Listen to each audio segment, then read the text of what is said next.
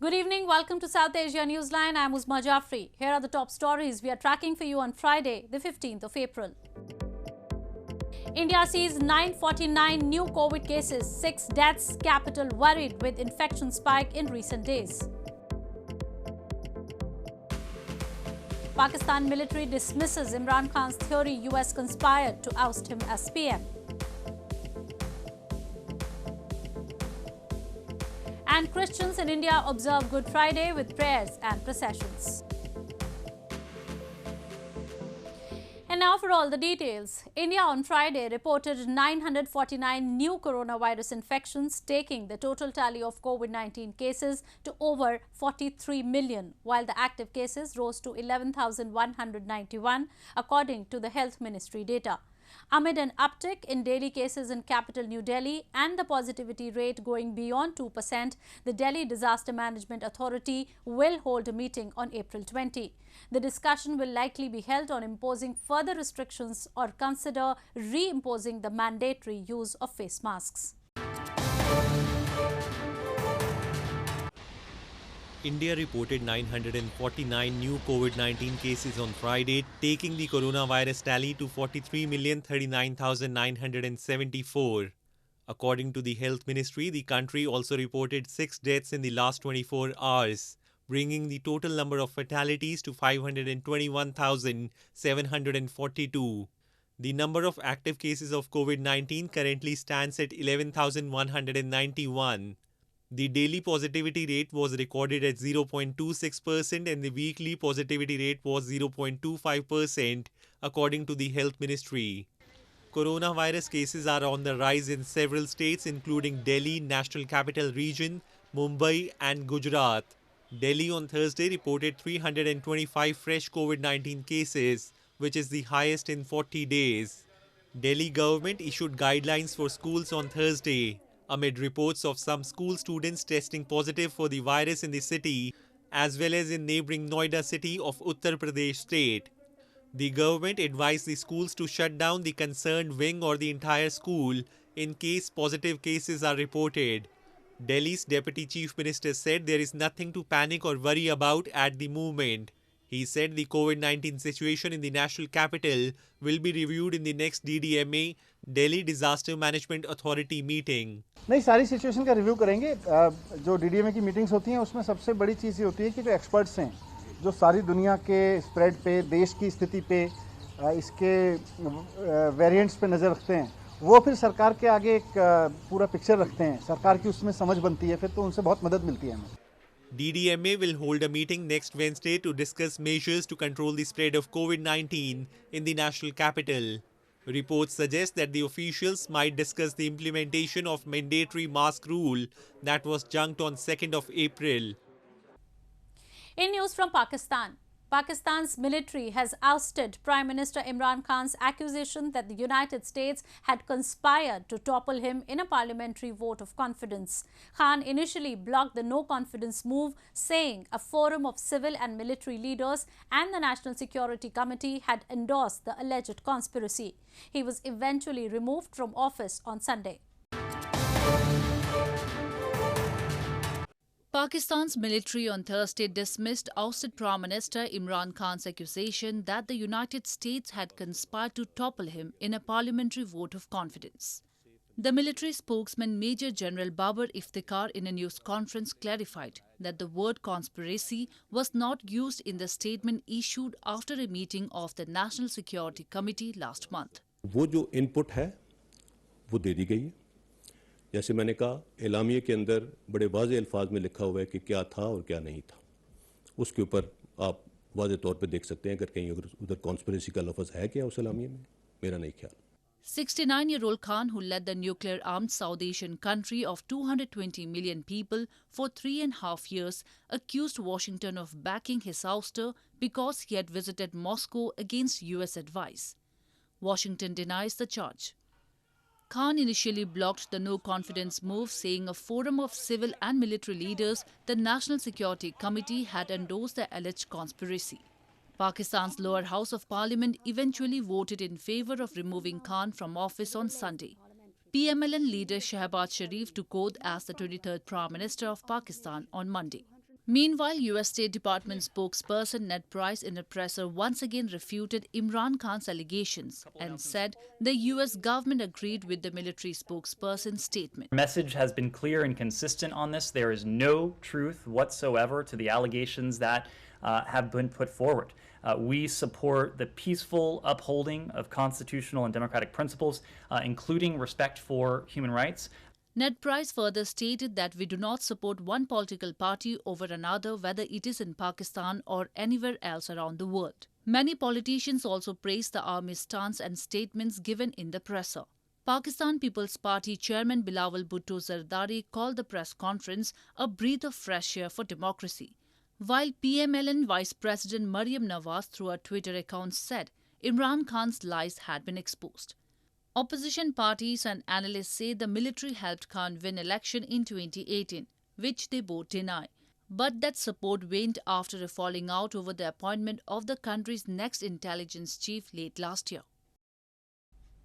Moving on, scores of political activists and locals held a massive gathering in Gilgit Baltistan to express their anger over illegal land grabbing, cut down on subsidies, frequent load shedding and undermining of fundamental rights of the people in the illegally occupied region. Members of the Awami Action Committee and scores of locals in Gilgit Baltistan recently held a massive gathering to raise their voices against illegal land grabbing, cut down on subsidies, frequent load shedding and undermining of fundamental rights of the people in the illegally occupied region. The protesters also highlighted that despite soaring inflation, there have been incidents of black marketing of food items and shortage of wheat, and they are being forced to pay double the prices for essential commodities. नाम पे हमारे बंजर जमीनों पे कब्जा, गंदम की कटौती में गंदम की सब्सिडीज में और नाकिस आटा की फराहमी, बिजली की तवील लोड शेडिंग और आयनी उबूरी सूबे के नाम पर अवामी तहफ़्फ़ुज़ात को दूर किया जाए. There have been several protests over these issues in recent months, but Pakistan, which rules the region through a proxy, continues to ignore the people's plight. Locals in Gilgit Baltistan have long blamed Islamabad for depriving them of their basic rights, claiming that the agenda is to keep the region underdeveloped. In news from Afghanistan, an independent non-profit policy research organization in Afghanistan in its latest report said banning the cultivation of opium and the export of opiates would be a grievous blow to the economy, as the country has already lost most of its other foreign income in the form of on and off budget support since the Islamic Emirate swept into power last August. Taliban this month banned drug cultivation, including lucrative opium, in Afghanistan.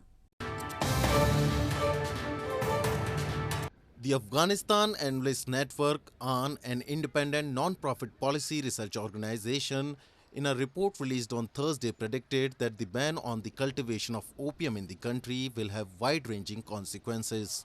The report said banning the cultivation of opium and the exports of opiates would be another grievous blow to the economy, as the country has already lost most of its other foreign income in the form of on and off budget support, both civilian and military, since the Islamic Emirate swept into power last August. The opiates industry supports the stability of the local currency, the Afghani, and provides a much-needed financial boost to the country as a whole, according to the AN. The Taliban's supreme leader earlier this month banned the cultivation of narcotics in Afghanistan, the world's biggest opium producer. The order said the production, use or transportation of other narcotics was also banned. The Taliban banned poppy growing towards the end of their last rule in 2000 as they sought international legitimacy but faced a popular backlash and later mostly changed their stance, according to experts.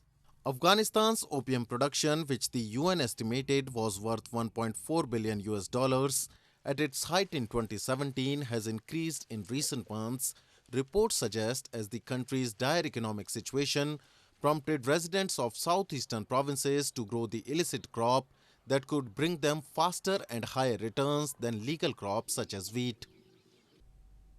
In news from Sri Lanka, protests in Sri Lankan capital Colombo demanding President Gotabaya Rajapaksa's resignation intensified on Friday as the island nation faces its worst economic crisis in decades.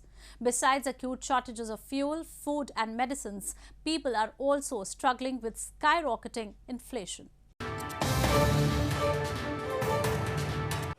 Protest against Sri Lankan President Gotabaya Rajapaksa's government over the worst economic crisis in decades intensified in capital Colombo on Friday. Sri Lanka is struggling with low reserves that have declined more than 70% over the past 2 years to $1.93 billion. The dollar crunch has caused acute shortages of fuel, food and medicines, along with rolling power cuts fueling anger amongst the masses, who have been protesting for over a month now. Besides the shortages, people are also struggling with skyrocketing inflation. Especially no electricity, no gas, and no milk powder. And there are a lot of, actually, we don't have dollars. So we are facing big troubles. But this foolish people, Rajapaksa gang, they are not leaving their post. That's the main reason. All people are shout for they are go home. All the Rajapaksans, their sons, their neighbors, all are in our parliament. So from now on, they print money and money and money. They don't think about the other people. Mired in the economic crisis, Sri Lanka has halted all external debt payments ahead of negotiations with the International Monetary Fund on April 18 for a loan program. Meanwhile, the main opposition party has signed a no-confidence and impeachment motion against the government, which is expected to be handed over to the Speaker when the Parliament resumes on April 19. Christians across India observed Good Friday by offering prayers and taking out processions. Good Friday, also called Holy Friday or Black Friday, is a religious event commemorating the crucifixion and death of Jesus Christ. Christians across India thronged churches in large numbers and attended holy masses and took out processions to observe Good Friday. According to Christian theology, Good Friday, also called Holy Friday, Great Friday or Black Friday, is a religious event observed primarily by Christians commemorating the crucifixion and death of Jesus Christ. Devotees in New Delhi and Mumbai cities attended the church rituals and meditated on the historical significance of the crucifixion. For Christians all over the world, Good Friday commemorates the act that brought salvation to all who believe in Jesus. His death is a blessing for us. His death brings us redemption, salvation to entire humanity. Good Friday is the culmination of the Lent for the Roman Catholics as well as the Holy Week, which is observed on Palm Sunday, and it takes place 2 days before the Easter Sunday, that is being celebrated this year on April 17 throughout the world. Christians form less than 3% of India's more than 1 billion population. With the watermelon season here, Bangladesh's capital Dhaka is now brimming with the summer cash crop. The green-striped watermelons with red pulp have now been flowing in abundance into both the wholesale and the retail shops in Dhaka. Wholesalers of watermelons in the old part of Dhaka said they are witnessing brisk business, with sales having gone up significantly due to the Muslim holy month of Ramadan, which started here on April 3. The demand for the seasonal fruit goes up with the rising temperature. Well, that's all we have for you from South Asia this evening. Now our viewers can watch the show on SouthAsiaNewsline.com. You can also visit us on Facebook.com/SAsia Newsline and follow us on Twitter @SAsia Newsline. That's all in tonight's edition. We will see you same time next week. Have a great weekend. Good night.